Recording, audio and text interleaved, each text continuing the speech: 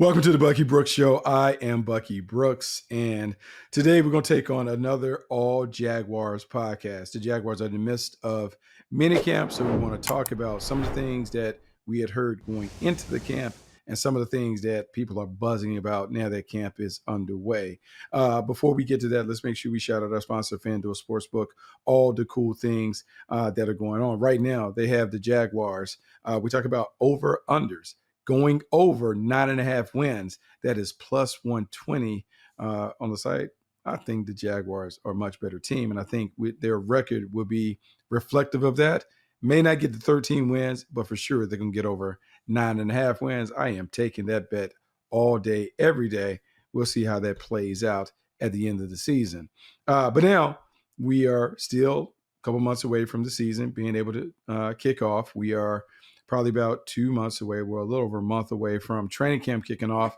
But mini camp is kind of like the last jump off point for the off season, meaning that this is where the coaches spend a lot of time building up to this. They want to see how the team executes not only the fundamentals that they've been taught throughout the course of the off season, but how do we put some of these plays in the practice that we have kind of worked on, scouted, researched, kind of played trial and error through the offseason.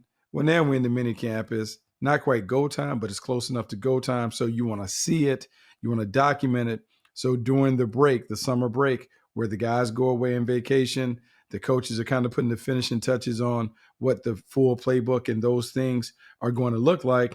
This is a chance to reassess what we think the plan will be and what the plan should be based on what we've seen, who is showing improvement over the course of the offseason, and then some of the stuff that we want to have in the holster for the things that we need later in the year.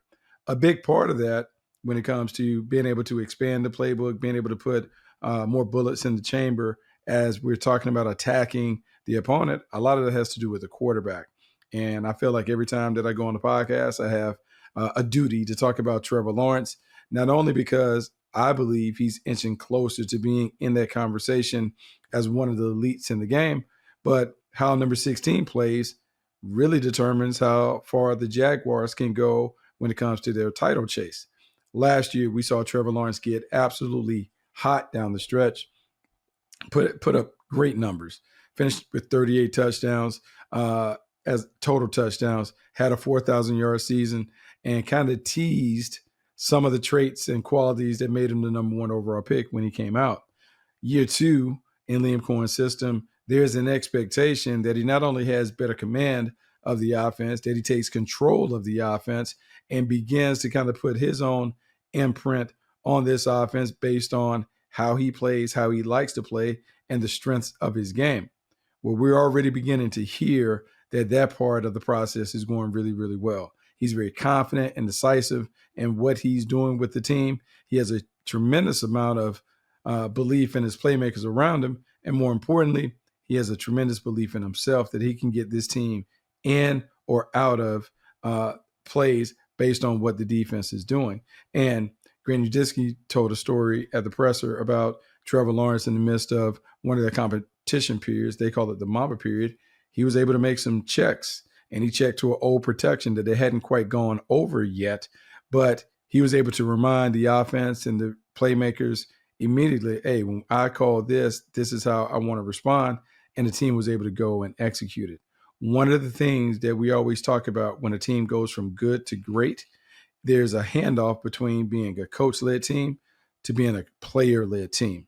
And even though players need guidance and structure from the coaches, the best teams are driven by the play and the performance of their best players, but also the leadership skills that player displays certainly impacts the way that the team performs. With Trevor Lawrence taking more ownership of the offense, being more vocal, being more, I won't even say demonstrative, but just being a better overall leader, I think you'll see this offense have a chance to really go from good to great this season. Another part of that is the continued progress and improvement of Brian Thomas Jr. over the course of the offseason. Once again, he had a couple of wild plays that people have talked about during minicamp. He has been really slotted nicely into his position as a vertical threat.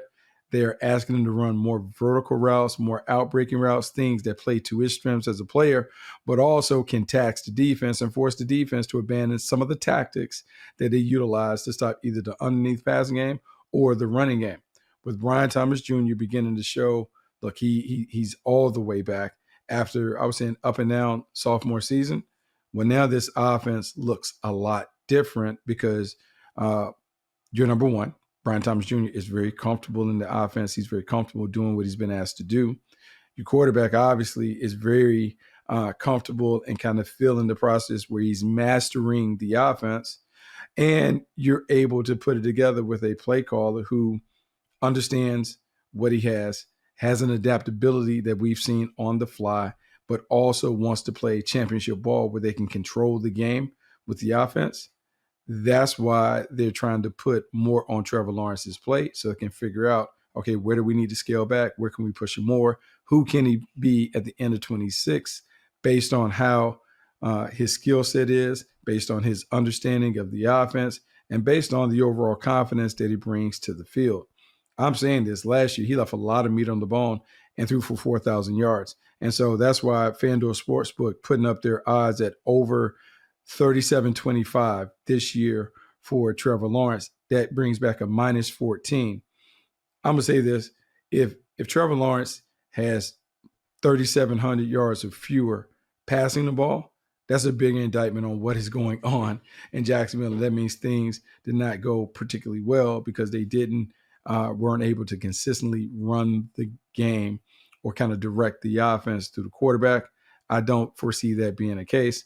That's why I'm all in on 37.25 passing yards. Trevor Lawrence to surpass that because this is a team that is going to be a passing team. They're running to keep it balanced, but they are going to throw the ball all over the yard. I expect to see him kind of put up some very, very impressive numbers as QB1. Last thing when it comes to it, and this dude has kind of been the star that everyone has talked about, I would say, since the middle of last season, and that's Parker Washington Jr. Parker Washington Jr. has been a terrific playmaker for the Jaguars over the last couple of years in particular. And I would say his ascension up the ranks is atypical for someone who, he was a later round pick. He came in as a punt returner. He wasn't really a known commodity as a receiver, but here he is being an X factor in the offense. Last year, he proved he could be a number two receiver, probably a solid number two, where if he played opposite somebody, he can make it happen on the outside, but also showing the flexibility to go on the inside.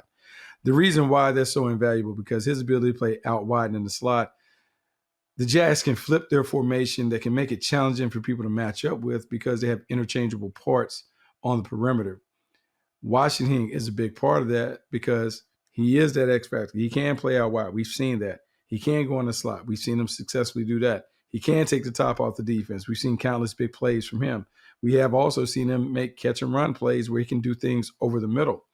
As you're looking to building out this offense, Liam Cohen, Grant Udinski, I just know this. I know Parker Washington has to be a big part of the formula. And while the league might be trending to more bigs on the field and those things, I think if you're the Jags, you want to keep Parker Washington on the field as much as possible.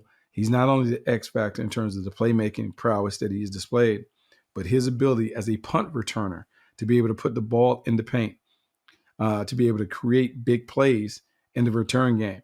That changes everything when it comes to the math, but it also changes what we expected from him when he stepped onto the field as a former punt returner. Balance, body control, strength, quickness, open field running ability where you seek contact and run through contact.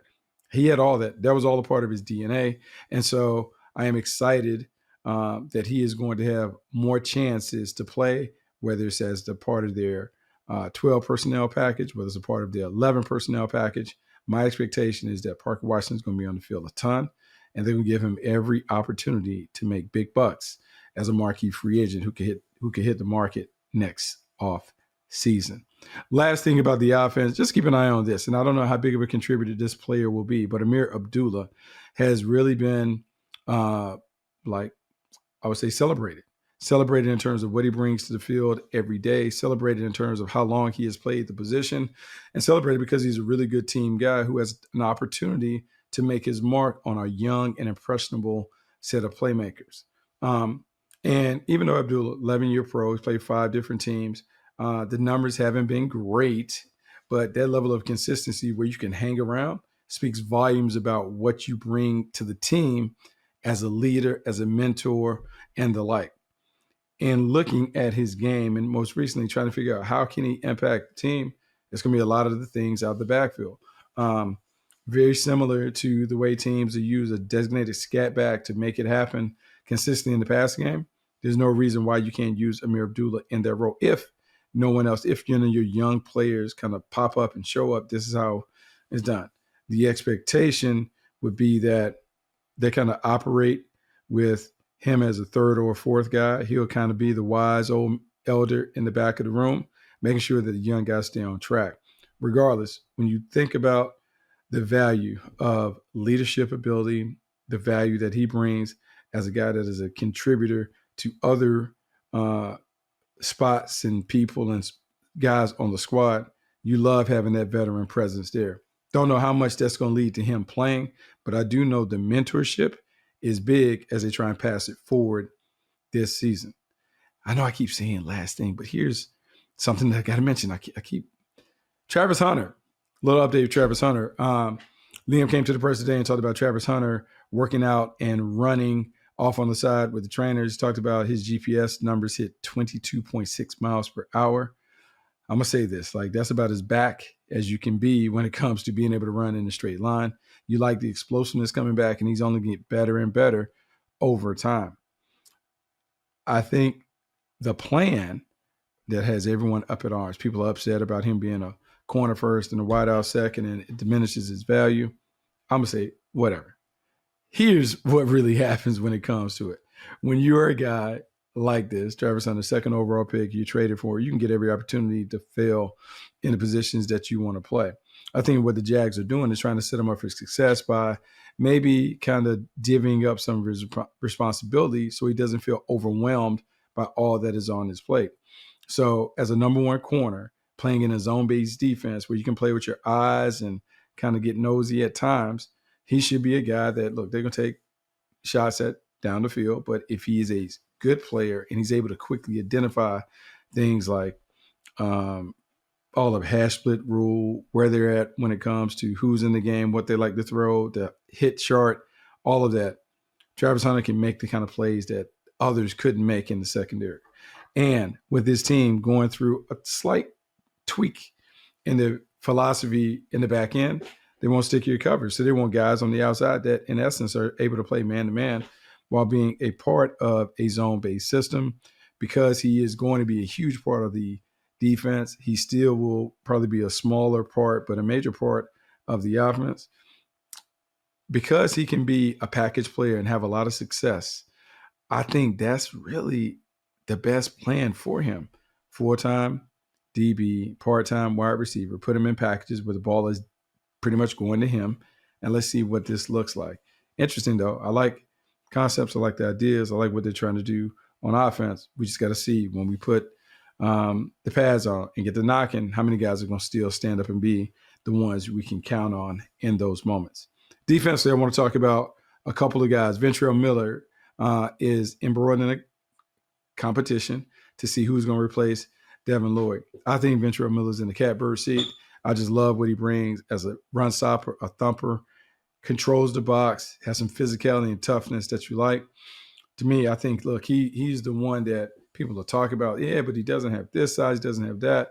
But, man, I've never met a dude that plays with his hair on fire like that guy. And I know that he's going to put his mark all over his squad to ensure that they also step up like that. And Ventrell Miller, we're talking about a guy that is a run stopper, a leader, very vocal. I've been in the locker room at halftimes and heard him stand up and talk to the team and challenge them to take their game up a notch. I think this team will benefit from that. We have a bunch of nice guys. I don't know how many quote unquote bullies or dweebs we have that like to engage in that kind of stuff. Well, Ventrell Miller's going to nix all that in the bud, and he's going to be the vocal leader that you want. And that's saying that, knowing that Fourier is right beside him. This guy's terrific when it comes to communication and the art of being able to do this.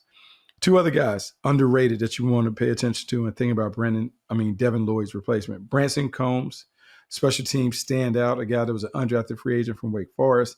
He came in, he played right well. He was ready to go. He was in shape, all those things that you want to see. And then you gave him a chance to get to the kicking game, and that's where he just lit it up.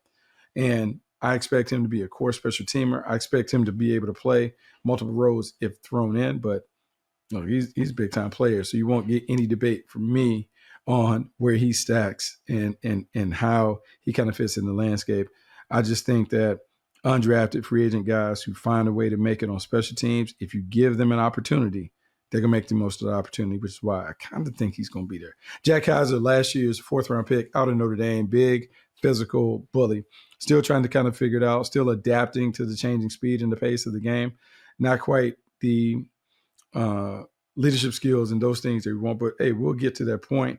You just got to buy all the way in and give yourself to the process. And if you do that, it's going to work out. Those are the things that the coaches are telling Branson Combes and Jack Kaiser. Buy into the system, put the team first, do the things that we're asking you to do in your respective roles, and it will all work out for the greater good.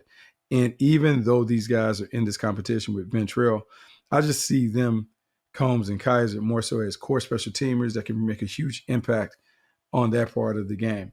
If you do jump in, if they do have to jump in, they can play. But look, man, what Devin Lloyd experienced last year was just a freak show. Like, it just doesn't happen like that. I think if anybody can make it happen and get some of those, I think just by hustling, Ventrell Miller will be at or around the ball. Then it's a matter if he can pick it up, scoop and score, if he can catch it and find a way to take it to the house. For 6, regardless, their linebacker core, a linebacker core that was much maligned in the offseason, looks like it kind of has the right pieces for who they want to be and how they want to play.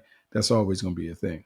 Last thing on my way out the door, I'm going to talk about the guy who I believe is the next star waiting to happen in Jacksonville, and he already teased us with his talents last year. That's Antonio Johnson. Antonio Johnson last season had 5 interceptions, had a handful of starts, but came on like game busters down the stretch. And one of the things that makes him so intriguing and why I'm so bullish about his prospects is he's a chess piece on the board. He's not listed at corner. He's not listed at DB. He's just kind of listed, and then he's just trying to find his way. He's trying to figure out, what can I do? How can I make the greatest impact? Is that like where do I fit in this defense? And I think last year Anthony Campanile did a great job finding a fit for Antonio Johnson that worked with his skill sets. Whether it's in the slot working as a star, whether it's in the box working as the dime defender or the bandit, he has a unique ability that you want to tap into. And even though more teams are going to big nickel and they're using the nickel differently, this gives this team a chance to kind of do it in a different way with a playmaker that can line up in the top half. He can line up as a lurk or a rover intermediate, or he can go in the box and make things happen. We are just now beginning to see the talent that Antonio Johnson possesses and how that they used him last year in terms of just trying to get him on the field and make him comfortable. With Andrew Wingard no longer part of it, to me, this is a role that is ready-made for Antonio Johnson to step into, to make big plays, and more importantly, to be able to make their mark as they go into another season, looking at title prospects, division championship prospects, looking at an opportunity to build upon the success they had in Liam Cohen's rookie season. Schedule is tougher, but this team is much better. Man, the buzz is real in Duvall. That's why we're excited to get these guys on the grass in about a month and a half to kind of see, will this team really take these steps to a title journey that they've been privately discussing in the locker rooms. I'll be there because I'm always there. Anything Duvall, you can count me in. Always around the team. Looking forward to doing more of these podcasts where we talk about the Jags. I'm looking forward to you continue to help us grow our community. Please rate, review, subscribe to the podcast. Be sure to tell a friend about the cool things that we're doing. Also, check out my colleagues on the Believe Network. Man, so many good things are going on. So many new people being added, giving a different perspective on what's taking place with their respective squads. Check it out. Squad is nice. My squad's better than your squad. Until next time, I'm Bucky Brooks, and this is the Bucky Brooks Show. We're out.